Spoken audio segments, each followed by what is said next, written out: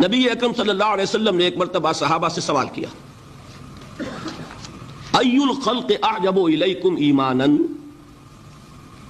ذرا یہ بتاؤ کہ تمام مخلوقات میں سب سے زیادہ حسین دل فریب ایمان کس کا ہے؟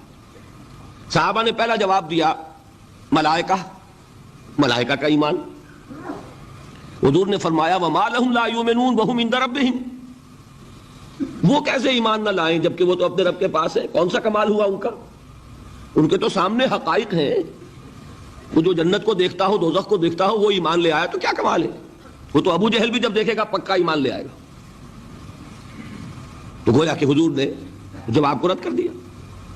اب دوسری اٹیمپٹ کی صحابہ نے، فالنبیون، پھر انبیاء کا معاملہ ہے، آپ نے اس کو بھی رد کر دیا۔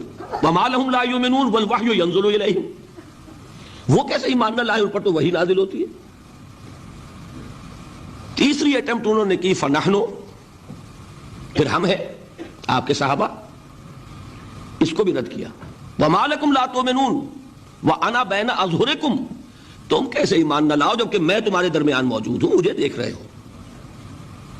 اس کے بعد اب آپ نے خود فرمایا ان اعجب الخلق الی ایمانا، میرے نزدیک تو حسین ترین دل کو لبھانے والا ایمان لإخواننا، ہمارے ان بھائیوں کا ہوگا، یاتون من بعدی، جو میرے بعد آئیں گے، یجدون صحفا فیہ کتاب اللہ، انہیں تو وہ اوراق ملیں گے جن میں اللہ کی کتاب درج ہوگی، فیؤمنون بما فیہا، وہ ایمان لائیں گے اس پر کہ جو ان اوراق میں ہوگا۔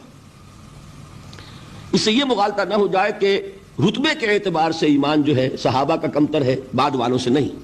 ایک ہے کسی چیز کی بلندی عظمت، ایک ہے کسی چیز کا حسن، اس کی دل فریبی۔ تو یہاں در حقیقت عظمت کا معاملہ نہیں ہے، دل فریبی کا معاملہ ہے۔ تو حضور نے اپنی امت کے ان لوگوں کے لیے کتنی بڑی بشارت عطا فرمائی جو بعد میں آنے والے ہیں، جنہوں نے حضور کو نہیں دیکھا، جنہیں قرآن ملا ہے، اور اس قرآن کے ذریعے سے انہوں نے ایمان حاصل کیا۔ اللہ تعالیٰ مجھے اور آپ کو ان میں سے بنا دے اور ان میں شامل کر دے۔